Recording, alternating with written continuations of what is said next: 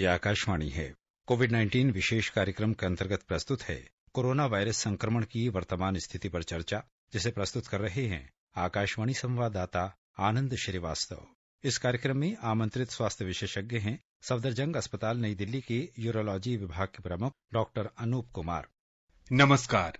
रंगों का त्योहार होली बहुत नजदीक है और हम सब उसकी तैयारियों में लगे हुए हैं, लेकिन उससे पहले आज भारत के लिए कोविड टीकाकरण अभियान का एक ऐतिहासिक दिन रहा। आज से 12 से 14 वर्ष आयु वर्ग के बच्चों के लिए कोविड टीकाकरण की शुरुआत हुई है।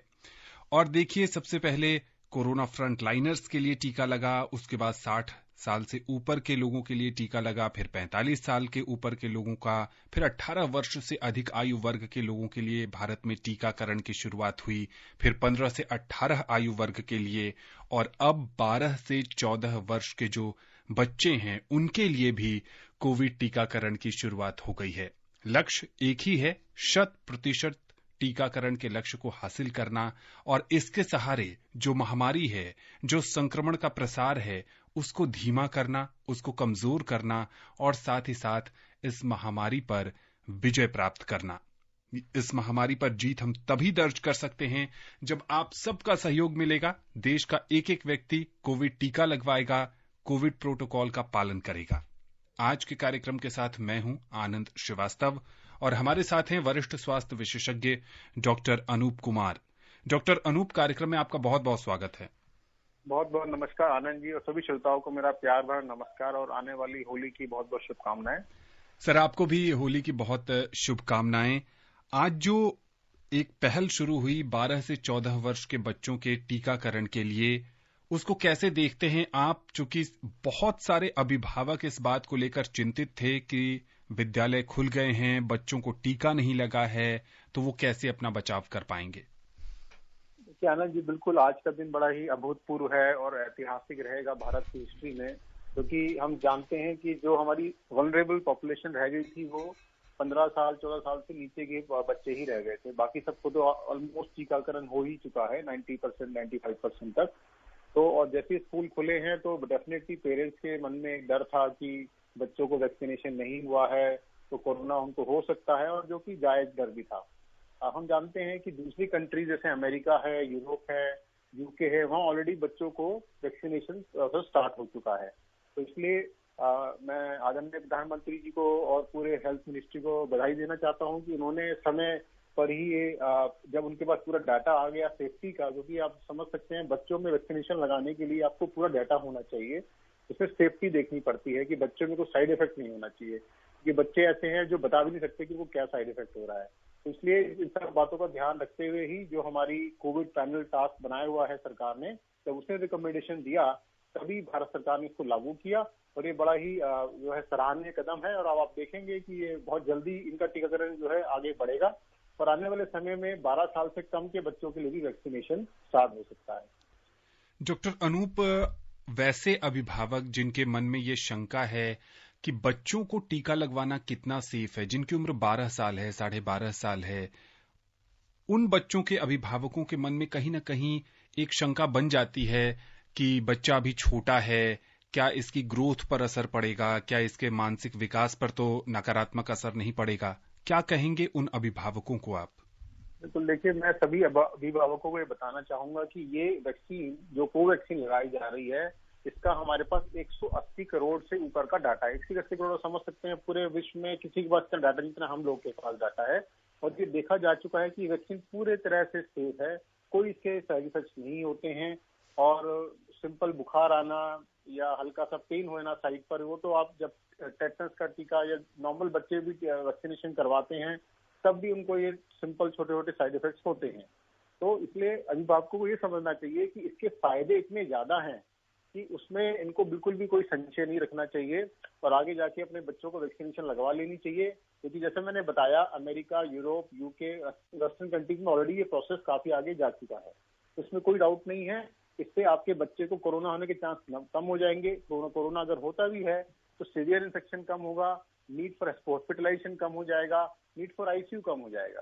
तो इसलिए आप समझ सकते हैं कितना फायदा आपके बच्चे को होगा। तो जैसे आप जानते हैं बच्चे नॉर्मली मास्क नहीं लगाते हैं, बच्चे डिस्टेंसिंग नहीं फॉलो करते हैं, इसलिए इस वर्ग में ये बहुत जरूरी है कि वैक्सीनेशन उनको दिया जाए। जी, कार्यक्रम में पहले कॉलर जुड़ गए हैं। देश की राजधानी दिल्ली से हरदीप सिंह जी हैं। हरदीप जी, स्वागत है आपका। नमस्कार। नमस्ते। आनंद श्रीवास्तव और डॉक्टर साहब को जी नमस्ते। पिछले 2 वर्ष से आनंद श्रीवास्तव जी हम आपका प्रोग्राम सुनते आ रहे हैं। जी बहुत शुक्रिया। हमें बहुत ज्ञानवर्धक लगता है। आज क्या जानना चाहते हैं आप? जी 2 प्रश्न थे हमारे। जी हम बाहर देख रहे हैं कि बाजारों में लोगों ने मास्क उतारने शुरू कर दिए हैं। जी, तो इससे खतरा तो नहीं है कि कोरोना का और फैलने का? दूसरा प्रश्न कि चाइना में जो नया कोरोना आया है तो उसका विश्व में खतरा भी बन सकता है आने वाले टाइम में। जी डॉक्टर साहब, दोनों ही जो इनके सवाल हैं बहुत रेलेवेंट हैं, क्या कहेंगे आप? बिल्कुल, जैसा उन्होंने पूछा है, पहला क्वेश्चन का हम उत्तर देना चाहेंगे। डेफिनेटली अब देखिए, अब ये त्योहार आने वाले हैं, अभी होली आने वाली है और बाजारों में बहुत भीड़ हो गई है, जहां पर हम देखते हैं सोशल डिस्टेंसिंग नहीं है, मास्क नहीं पहने हुए हैं। तो ये चिंता का विषय है, क्योंकि अभी भारत सरकार ने गाइडलाइंस को वही रखा है कि आपको डिस्टेंसिंग फॉलो करनी है, मास्क पहनना है। हालांकि कुछ चीजों में रियायतें दी गई हैं, लेकिन वो रियायतें भी इतनी ज्यादा नहीं है कि आप ये समझे कि कोरोना खत्म हो गया है।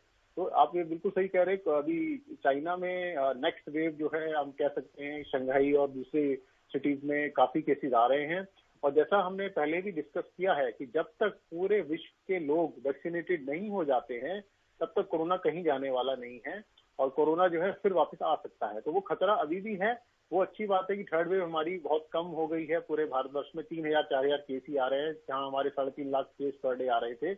लेकिन खतरा खत्म नहीं हुआ है, वापिस आ सकता है। इसलिए मेरी जनता को अनुरोध फिर से ये रहेगा कि आप प्लीज अगर कहीं भी जा रहे हैं, वहां पर आप डिस्टेंसिंग जरूर फॉलो करें, मास्क जरूर लगाएं, क्योंकि खतरा अभी भी बना हुआ है। इस साल तक आप मान के चलें कि खतरा ऐसे ही रहेगा, कभी भी कोरोना वापस आ सकता है। इसलिए आप अगर लापरवाह होंगे तो वो जल्दी वापस आ जाएगा। डॉक्टर अनूप, जो हरदीप जी का सवाल था, अगर उसको आगे बढ़ाते हैं तो चीन में नए मामले सामने आ रहे हैं। ये भी कहा जा रहा है कि ब्राजील सहित दूसरे देशों में भी मामले बहुत तेजी से बढ़ने लगे हैं। तो क्या ये समझा जाए कि वहां पर ओमिक्रॉन के कारण ही मामले बढ़ रहे हैं, या ओमिक्रॉन का जो बी वेरिएंट है उसके मामले हैं? और क्या भारत में भी अब बहुत जल्दी मामलों में बढ़ोतरी देखने को मिलेगी? देखिए, जो अभी तक का जो है घटनाक्रम रहा है कि पहले जैसे चाइना से स्टार्ट हुआ फर्स्ट वेव, सेकेंड वेव फिर हमारी दूसरी कंट्रीज यानी कि यूके और अमेरिका से स्टार्ट हुई, और जो थर्ड वेव है वो हमारी हमने देखा कि साउथ अफ्रीका से स्टार्ट हुई। तो हर बार क्या होता है, नया वेरिएंट आता है जो एक कंट्री से स्टार्ट होता है, पूरे विश्व में फैल जाता है। क्योंकि इस समय एक देश को दूसरे देश से आप संक्रमण होने से रोकना बड़ा मुश्किल है, क्योंकि जो आदान प्रदान होता है लोगों का, सामान का, उसको आप रोक नहीं सकते। तो इसलिए अब जो हम नया वेव देख रहे हैं, जो चाइना में आ रहा है और ब्राजील में आ रहा है, ये वेरिएंट जो है आते रहेंगे। जैसे हम पहले ही बात कर रहे हैं, जो वायरस है वो कोशिश करता है सर्वाइव करने का, हमारे इम्यून मैकेनिज्म को एस्केप करने का। तो इसीलिए वो हर बार अपना प्ररूप को चेंज कर लेता है, उसको हम वेरिएंट बोलते हैं। जैसा आपने पूछा कि अभी ओमिक्रॉन आया, फिर ओमिक्रॉन का बी वेरिएंट आया, इसी तरह के और वेरिएंट आएंगे। तो इसलिए डेफिनेटली मैंने बोला, अभी जैसे उन देशों में केसेस आने शुरू हुए हैं, भारत में नॉर्मली हम 3-4 महीने पीछे चलते हैं इस मामले में, जब केसेस हमारे यहाँ बढ़ते हैं। तो अभी क्योंकि थर्ड वेव ढलान पर है, इसलिए अभी हम कह सकते हैं कि केसेस कंट्रोल में है, लेकिन इन केसेस को बढ़ने में समय नहीं लगेगा अगर हम सावधानी नहीं करते। जी हाँ, बिल्कुल। चूंकि इस समय सावधानी और कोविड टीका ही इसका बचाव है, तो अगर आपने कोविड टीका नहीं लिया है तो जरूर लीजिए, और कोविड प्रोटोकॉल का पालन बेहद जरूरी है। महाराष्ट्र के ठाणे से हमारे साथ जुड़ गए हैं गुरुनाथ जी। कार्यक्रम में आपका बहुत बहुत स्वागत है। जी सर, नमस्कार। नमस्ते। डॉक्टर साहब को भी नमस्कार। सर मेरा क्वेश्चन है सर, अभी ये जो न्यूज में सर देख रहे हैं हम, अभी चाइना में बड़े जो 15 शहर है, सिटी में जो लॉकडाउन मतलब तेजी से बढ़ रहा है वहाँ पर ओमिक्रॉन। तो सर ये जो अभी गवर्नमेंट ने अपने डिक्लेयर कर दिया कि जो इंटरनेशनल एयर सर्विस है, जो अंतर्राष्ट्रीय उड़ान है, वो चालू कर देंगे सर। कितना हमारे देश में इसका मतलब असर होगा, इम्पैक्ट होगा फैलने में कुछ मतलब सर क्या प्रिकॉशन मतलब ये करनी चाहिए? Thank you. जी डॉक्टर साहब। देखिए, भारत सरकार हमेशा जो परिस्थिति उसके निरंतर नजर बना के रखती है, और जब भी ऐसा लगता है कि किसी एक कंट्री में केस ज्यादा बढ़ रहे हैं तो वहां से आने और जाने वाले लोग जो होते हैं उनके ऊपर खास नजर रखी जाती है। उनके ऊपर कोरोना का टेस्ट करके उनको बुलाया जाता है, क्वारंटाइन में भी रखा जाता है। तो जैसे अभी हम देख रहे हैं चाइना में केस बढ़ रहे हैं, तो डेफिनेटली भारत सरकार दिशा निर्देश जारी करके वहां से जो भी ट्रेवलर्स आ रहे हैं या यहाँ से वहां जा रहे हैं उनके ऊपर स्पेसिफिक नजर रखनी पड़ेगी, ऑब्जर्वेशन किया जाएगा, उनको क्वारंटाइन भी रखना पड़ सकता है जैसे हमने पहले किया है। और डेफिनेटली एक खतरा रहता है, एक कंट्री से दूसरे कंट्री इसी तरह से फैलता है, लेकिन हमारी गवर्नमेंट हमेशा प्रोएक्टिव रही है। आप देख रहे हैं जब भी ऐसा केस होता है वो पहले ही उस पर रिस्ट्रिक्शंस लगा के और पेशेंट जो भी ट्रैवलर्स आते हैं उनको क्वारंटाइन में रख देते हैं, टेस्ट करते हैं। तो उसी तरह से चाइना के साथ भी ऐसा ही होगा, जो भी वहां से लोग आएंगे या यहाँ से जा रहे हैं उनका टेस्टिंग होगा और अगर डाउट है तो क्वारंटाइन में रखा जाएगा। जी हाँ, बिल्कुल।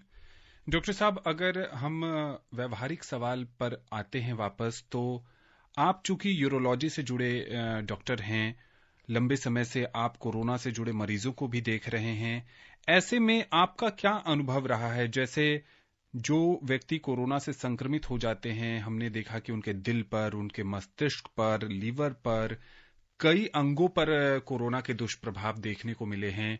यूरोलॉजी से जुड़ा मामला भी क्या कोरोना संक्रमितों के ऊपर देखने को मिला है, या जो लॉन्ग कोविड के पेशेंट हैं उनमें भी कुछ देखने को मिल रहे हैं मामले?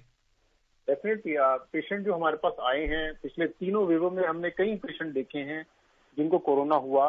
वो पेशेंट जो कैंसर के पेशेंट थे, वो पेशेंट जो किडनी फेलियर के पेशेंट थे, ये वो पेशेंट जिनको किडनी इन्फेक्शन हुआ या किडनी हुआ, और वो भी पेशेंट जिनको इनफर्टिलिटी या सेक्सुअल प्रॉब्लम्स आई। तो ये सब पेशेंट हमने देखा कि कोविड की वजह से वो बीमारी इनकी और बढ़ गई, क्योंकि देखिए कोविड क्या करता है, पूरे हमारे शरीर में इन्फ्लामेटरी रिस्पॉन्स जनरेट करता है और इसके साथ साथ हमारे वेसल्स में थ्रोम्बस यानी कि खून के कतरे बना देता है। तो ये जो पूरा वाइड स्प्रेड जो है पूरी बॉडी में इसका असर होता है, किडनीज पे भी असर पड़ता है। किडनी में जिनकी पेशेंट पहले से ही पेशेंट्स की किडनी कम काम कर रही है, उनमें कईयों में देखा गया कि एक्यूट किडनी इंजरी हो गई, उनको डायलिसिस यूज पड़ी, उनको हॉस्पिटलाइज होना पड़ा और उनको कई महीने लग गए उसको रिकवर होने में।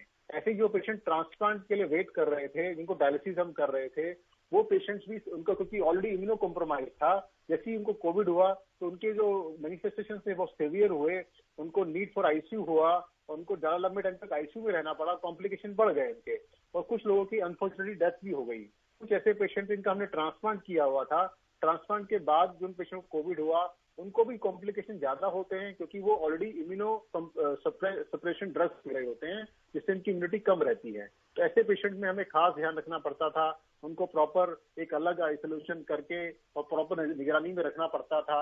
और ऐसे ही हम बात करते हैं कैंसर की, जो पेशेंट कीमोथेरेपी ड्रग्स लेते हैं वो उनकी भी इम्यूनिटी कम रहती है, इनको अगर कोविड हो जाए तो उनके कॉम्प्लिकेशन ज्यादा होते हैं। तो इस तरह हमने देखा ऐसे बहुत पेशेंट्स आए जिनमें इसके कोविड की वजह से दुष्परिणाम बढ़ गए, उनको ज्यादा कॉम्प्लिकेशन हुआ, कुछ पेशेंट की अनफॉर्चुनेट डेथ भी हो गई।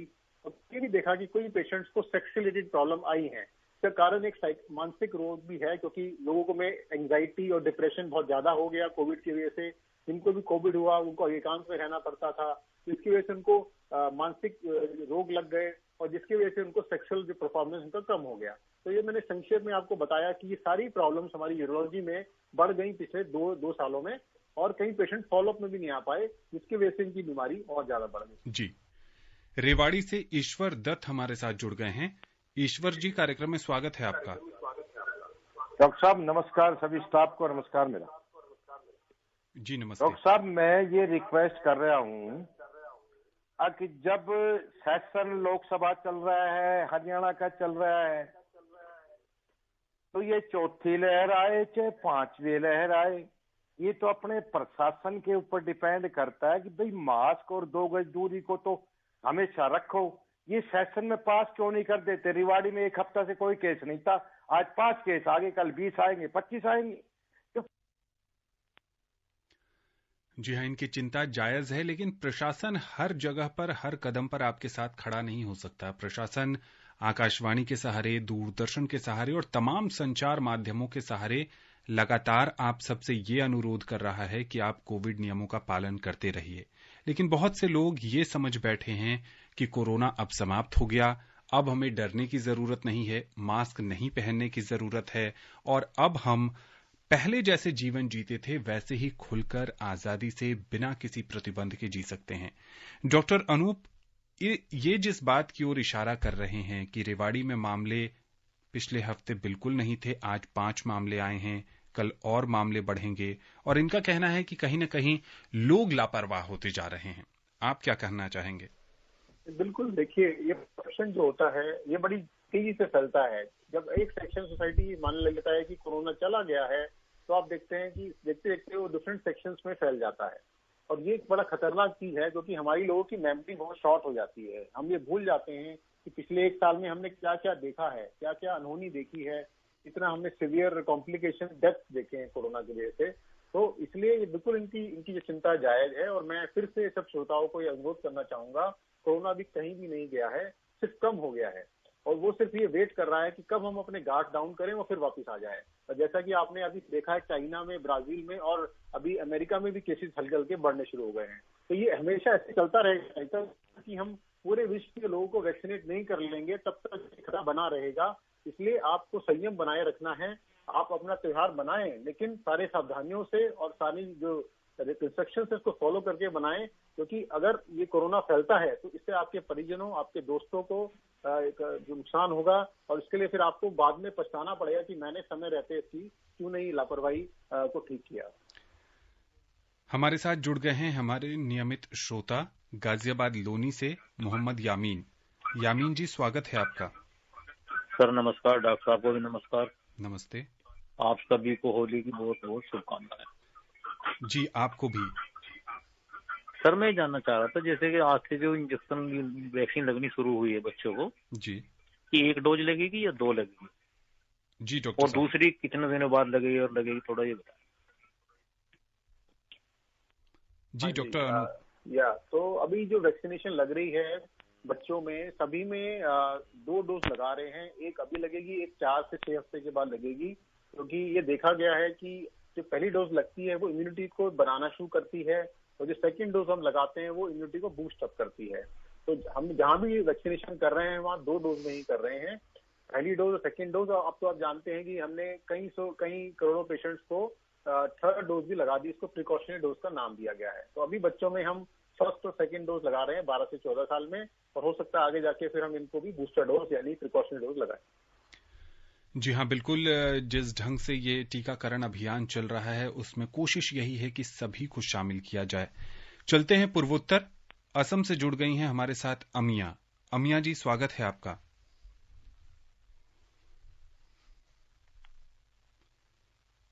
अमिया जी, अपना सवाल पूछिए।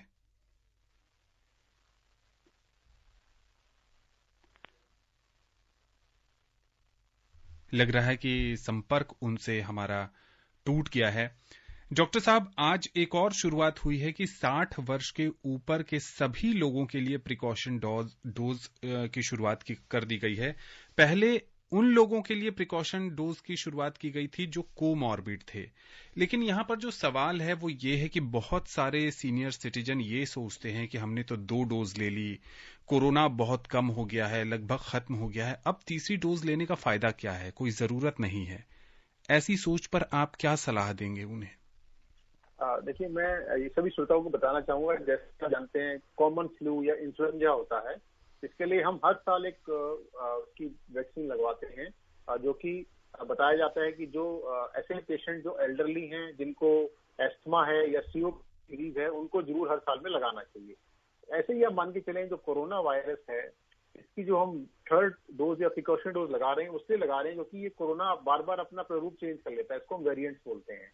और जो वेरिएंट्स निकल के आते हैं नए, वो पुरानी जो वैक्सीन होती है उसकी इम्यूनिटी को एस्केप कर जाते हैं, तो हमें इम्यूनिटी को बूस्ट अप करने की जरूरत पड़ती है। इसीलिए ये 3rd डोज लगाई जा रही है, ताकि हमारी इम्यूनिटी की जो लेवल है वो एक हाई लेवल पे रहे, ताकि कोरोना से अगर हमारा एक्सपोजर हो भी जाए तो हमें पहली बात तो कोरोना हो ही ना, अगर हो भी जाए तो हमारे सीवियर कॉम्प्लिकेशन और need for hospitalization, need for ICU कम हो जाए।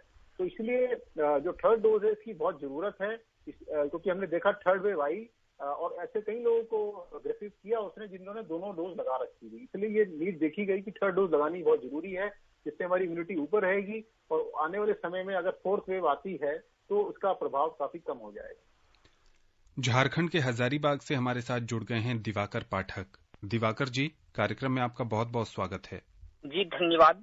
मैं दिवाकर पाठक हजारीबाग जिला अंतर्गत कंडावीर ग्राम स्थित झारखंड प्रांत से हूँ। आकाशवाणी की पूरी टीम के साथ साथ अपने विशेषज्ञ महोदय को होली की हार्दिक शुभकामनाएं। मैं आकाशवाणी के माध्यम से अपने प्रधानमंत्री परम सम्माननीय मोदी जी का अपने अंतःकरण से शुक्रिया अदा करता हूँ, जिन्होंने अपने बेहतर सूझबूझ के साथ कोविड की त्रासदी में स्वदेशियों के जख्म पर मरहम लगाने का कार्य किया। आज स्वदेश का मान विश्व शिखर पर लाकर इन्होंने यह सिद्ध कर दिखाया कि देश से ऊपर कोई नहीं। संपूर्ण डाइट के बारे में बताएं, इसे किन किन चीजों से प्राप्त किया जा सकता है। डॉक्टर साहब ये जानना चाहते हैं कि कोरोना के इस दौर में अपनी रोग प्रतिरोधक क्षमता बढ़ाने के लिए कौन कौन सी चीजें खाई जाएं, संतुलित आहार के बारे में जानना चाहते हैं। बिल्कुल, बहुत अच्छा क्वेश्चन उन्होंने पूछा है। देखिए, अगर हमारी बॉडी की इम्यूनिटी हाई रहेगी तो हमारे को कोई भी बीमारी चाहे वो कम प्रभाव करेगा जी। तो दो तरीके हैं। नंबर 1, आपको डेली 30 मिनट्स एक्सरसाइज करनी है। किसी भी रूप में आप एक्सरसाइज कर सकते हैं, डिपेंडिंग आपकी बॉडी की कैपेबिलिटी है। आप कर सकते हैं, आप कर सकते हैं, आप योगा कर सकते हैं। ये तो हो गया एक। दूसरा, आपको पूरे जो पीना है, हाइड्रेशन जो रखना है, 2 से 3 लीटर पर डे रखना है, क्योंकि पानी पीने से हमारी बॉडी के मेटाबॉलिज्म हो जाता है तो इम्यूनिटी हो जाती है। मतलब अल्कोहल, ये 2 चीजों से बचना है, क्योंकि इन दोनों से डायरेक्ट हमारी इम्यूनिटी डाउन हो जाती है।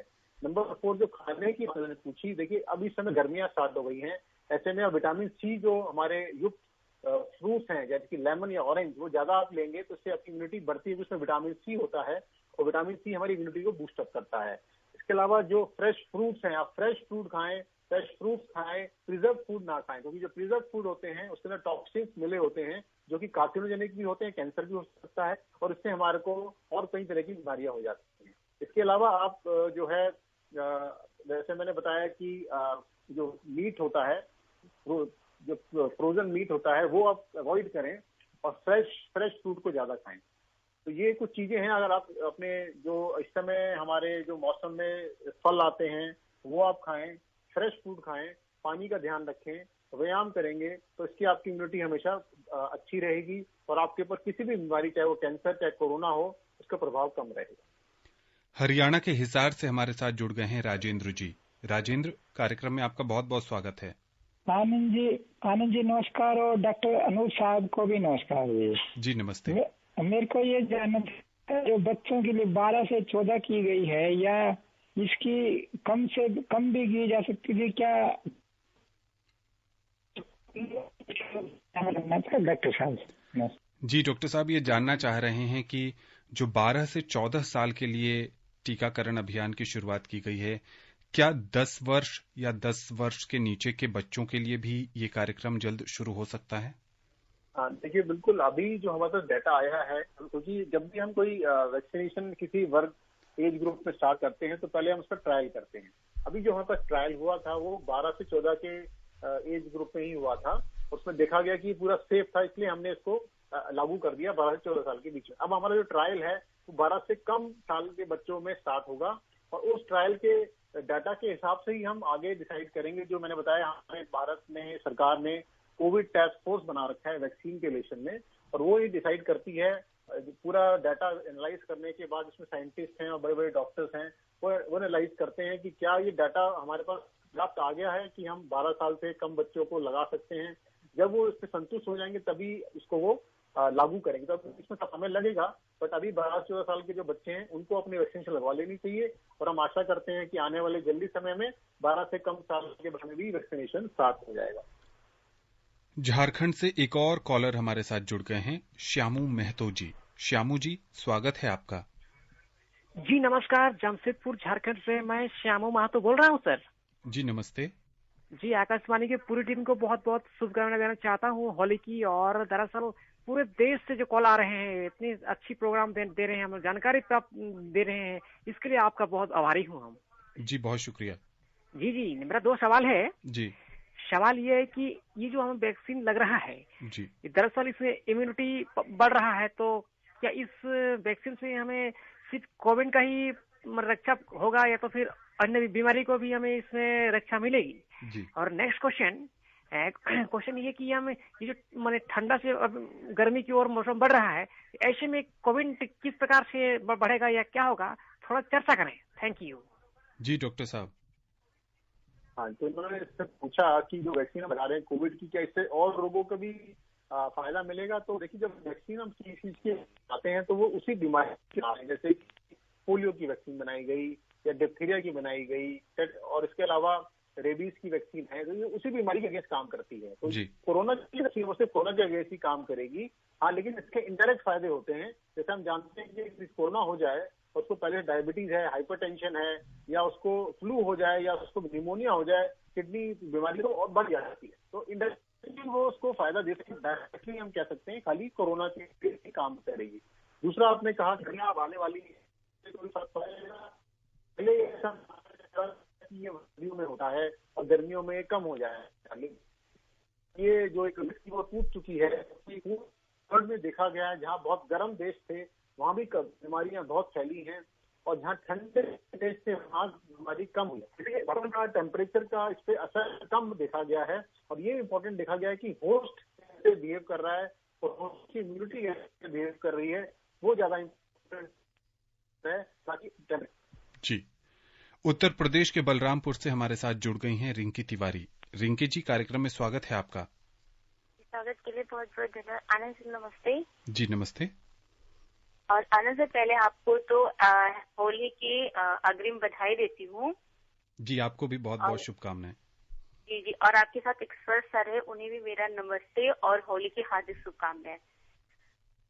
सर, मेरा क्वेश्चन है कि जैसे मैंने सुना था कि जो मतलब 60 इयर्स के मतलब ओल्ड एज वाले हैं, जो सीनियर सिटीजन्स हैं, उनको मतलब चाहे कोई किसी को बीमारी हो या ना हो, उनको मतलब जो ऐतिहासिक टीका है वो दिया जाएगा।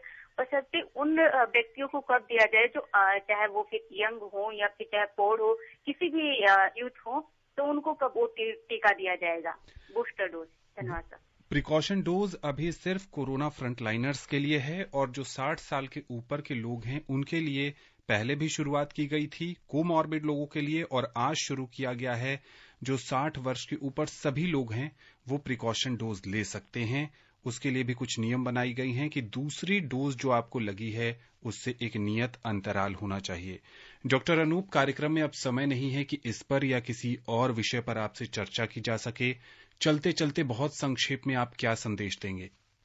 मैं सभी श्रोताओं को तो फिर से पुनः होली की शुभकामनाएं देना चाहूंगा।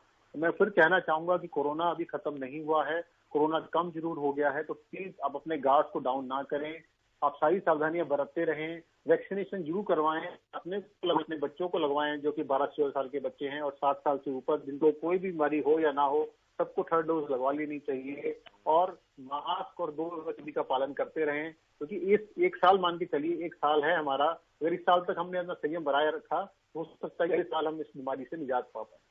आकाशवाणी के इस खास कार्यक्रम से जुड़ने के लिए और विशेषज्ञ राय देने के लिए आपका बहुत बहुत शुक्रिया। धन्यवाद। तो जैसा कि डॉक्टर साहब बता रहे थे कि रंगों के त्योहार होली में आप जश्न जरूर मनाइए, लेकिन जहां तक हो सके वर्चुअल ही रहिए, ज्यादा गैदरिंग में मत जाइए, और जाइए तो कोविड प्रोटोकॉल का पालन करिए। स्वस्थ रहिए, खुशहाल रहिए और संक्रमण से बचे रहिए। नमस्कार। कोविड-19 विशेष कार्यक्रम के अंतर्गत अभी आप सुन रहे थे कोरोना वायरस संक्रमण की वर्तमान स्थिति पर चर्चा, जिसे प्रस्तुत कर रहे थे आकाशवाणी संवाददाता आनंद श्रीवास्तव। इस कार्यक्रम में आमंत्रित स्वास्थ्य विशेषज्ञ थे सफदरजंग अस्पताल नई दिल्ली के यूरोलॉजी विभाग में प्रमुख डॉक्टर अनूप कुमार। ये कार्यक्रम आकाशवाणी के समाचार सेवा प्रभाग द्वारा प्रस्तुत किया गया। इसे आप हमारे mobile app news on AIR और YouTube channel news on AIR official पर भी सुन सकते हैं। इस कार्यक्रम के संबंध में अपनी प्रतिक्रिया आप हमें ईमेल कर सकते हैं। पता है airnsttalks@gmail.com। ये कार्यक्रम फिर से सुनने के लिए लॉग ऑन करें हमारी वेबसाइट newsonair.nic.in।